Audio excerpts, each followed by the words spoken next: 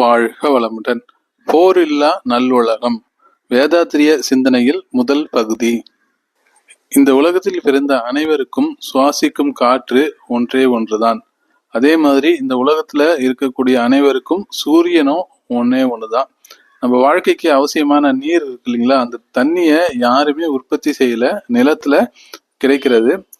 எனவே நாம் உயிர் வாழ்வதற்கு தேவையான நிலத்தையோ நீரையோ காற்றையோ எந்த ஒரு மனிதனும் உருவாக்கவில்லை. ஆனால் அனைத்திற்கும் நாம் உரிமை கோருகிறோம்.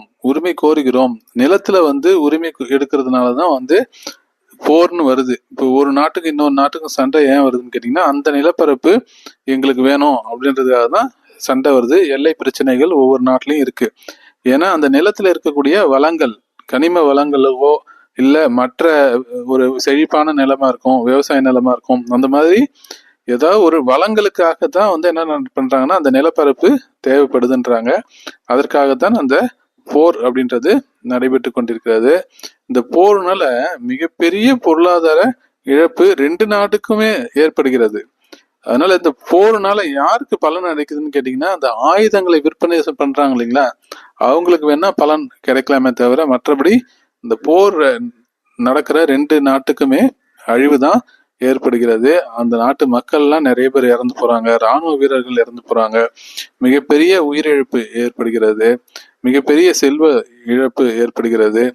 அதனால அந்த பொருளாதாரத்தை மறுபடியும் மீட்டு எடுக்கிறதுக்கு பல ஆண்டு காலம் ஆகும்னு சொல்றாங்க. இந்த போர் இல்லாத நல்ல உலகம் தான் உலக அமைதிக்கு மிகப்பெரிய வழிவகுக்கும். இதற்கு மகரிஷி அவர்கள் ஒரு சின்ன யோசனையும் சொல்றாங்க. அந்த எல்லா நாட்டு தலைவர்களும் ஒன்று கூடி போர் நடைபெறுவதை தவிர்க்க வேண்டும் அப்படின்னு சொல்றாங்க. இந்த போர், அதுக்குதான் ஐநா சபைன்னு ஒண்ணு இருக்கு. இந்த ஐநா சபையே எல்லா நாட்டுடைய எல்லையும் பாதுகாத்துட்டா அதுக்கப்புறம் போர் என்பதே தேவைப்படாது அப்படின்னு சொல்றாங்க. ஏன்னா எல்லா நாட்டு எல்லைக்கும் பாத்தீங்கன்னா 2 பக்கமும் 2 நாட்டு இராணுவங்கள் இருக்கிறது. அதனால இந்த 2 நாட்டு இராணுவத்துக்கும் நடுவுல சில கருத்து வேறுபாடுகள் வருகிறது. அரசியல் தலைவர்கள்கிட்ட கருத்து வேறுபாடு வருகிறது. இதுக்கு பதிலா இந்த நாட்டு எல்லைய பொதுவா ஒரு ஐநா சபை மாதிரி ஒரு அமைப்பு பாதுகாத்தாங்க அப்படின்னு வச்சுக்கிட்டோம்னா, ஒரு கற்பனை பண்ணி வச்சுக்கிட்டோம்னா, அவங்க நமக்காகவும் பேச மாட்டாங்க, மற்ற நாட்டுக்காகவும் பேச மாட்டாங்க, எதிரி நாட்டுக்காகவும் பேச மாட்டாங்க. அவங்க நடுநிலைமையா இருப்பாங்க அப்படின்றது ஒரு உயர்ந்த சிந்தனை.